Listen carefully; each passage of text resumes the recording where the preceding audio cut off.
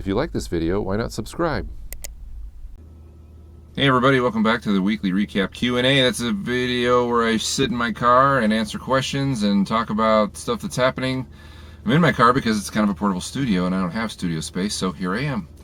Last week you may have noticed I didn't have a video, unfortunately. I've been wrapped up in auditioning for my thesis film, Collection Day, that you may be aware of, and that kind of took up a lot of time. I've been absorbed with that, and I meant to get a video out and it didn't happen, and anyway, that's apologize for that. It's not trying to be consistent with the video releases, and it's been a little tougher with working on the movie and other things, so hopefully that will be better. Of course, sometimes I do work on a video and I think it's going to pan out and I'm developing some gadget and then it doesn't work and I can't make the video. So at any rate, hopefully this is it seems to be, it's happened like a month ago or something. Hopefully it doesn't happen anymore. So at any rate, let's get right to the questions since it's very hot in here. First question comes from Peter. He says, in my latest short I used two CN160 or YN160s, those are LED lights, and was not totally happy with the light because I could not focus it precisely enough. I was looking into buying some barn doors for them. I assumed there would be some ready-made solutions, but no joy.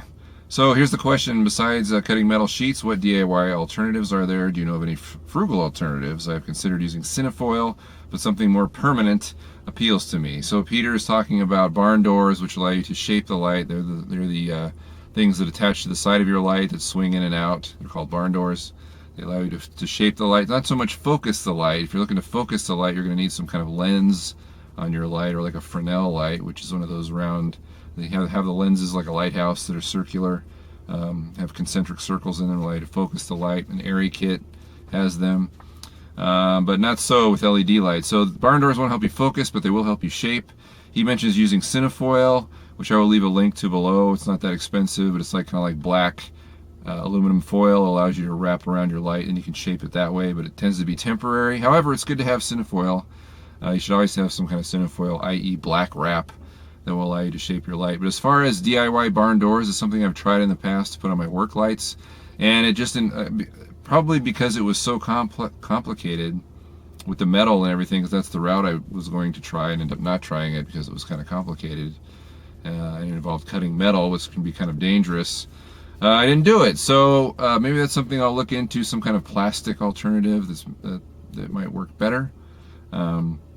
But so far, unfortunately, Peter, I don't have an answer for you. Maybe someone else does. If you can comment below about DIY barn doors, or maybe a barn door kit you might know about, maybe you could let us in on it.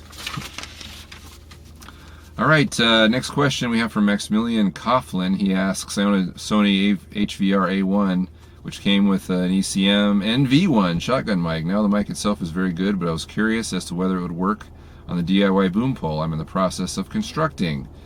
Well, the only way, of course, to test the microphone you have, I'm unfamiliar with this one, although I did look it up on the internet. It's a short shotgun, so I'm not sure how long the throw pattern is. But of course, the best way to figure this out is just to test it. I don't know how to answer your question other than to slap it on your pole and get it as close to the talent as you can and test it out. Maybe since it's a shorter shotgun, it might just be better for close-ups, because if you have to get 5 feet away on a wider shot or whatever, because of the limited throw pattern, might not work as well. However, again, just try it out. I'm not sure. Run some tests. Always good to do that, because those will answer your questions far better than I can. And finally, Robert Michelson asks, what would you recommend for shooting outside to see what's been shot or being shot in real time, i.e. a monitor, as he says here. I guess some kind of monitor. Maybe may I also ask, what editing software do you use or recommend? Well, first, probably what most people use as far as an kind of off-the-shelf, ready-to-go video monitor are these portable TVs that have composite inputs. They run about $50 to $70. I'll give you a link to one that I have. They're all kind of the repackaging of the same Chinese monitor. There's a higher brand. I have a Kobe brand. There's a Digital Vision brand, I think, Prism, Digital Prism brand. I think that's the one on Amazon.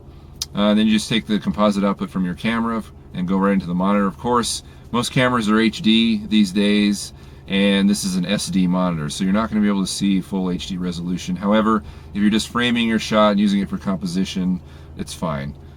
So that's what I use. I know a lot of people use that. Some people, the more DIY oriented, the more hackable people out there, they've taken, monitors off eBay, and they're used for whatever. They're a little smaller.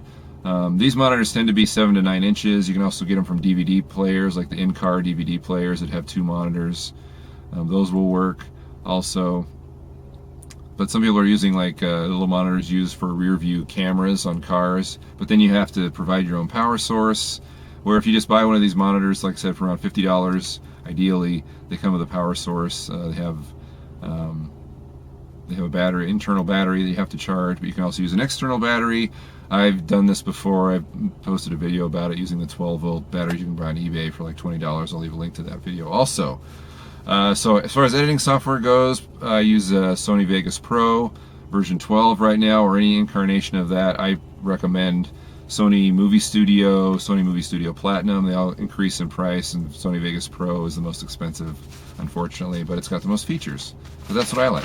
Okay, so this leads us to the question. Did I have a question today? I did have a question, which was, well, let's just ask the editor question. What editor do you prefer and why? I know there seems to be, there's a range of editors, and I've asked this question before, and I apologize if I have, but if you're looking for a video editor, people have lots of opinions on what they use, and I like Sony Vegas because there's some great audio tools in it, and you can use it as a compositor in some ways. A lot of editors are like that.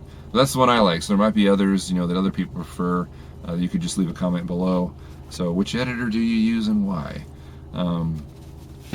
So remember, if you want a question answered on this show, the best way to get it in front of my face is thefrugalfilmmaker@gmail.com.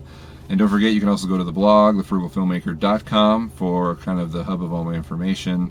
And then there's a Facebook group, and there's a Twitter feed, and those links are down below. So if you're interested in every possible thing the Frugal Filmmaker has to offer, that's how you get it. Anyway, thanks for watching. I'm sweating profusely. I need to figure out a better way to do this show without dying in the summer. I'll see you next week.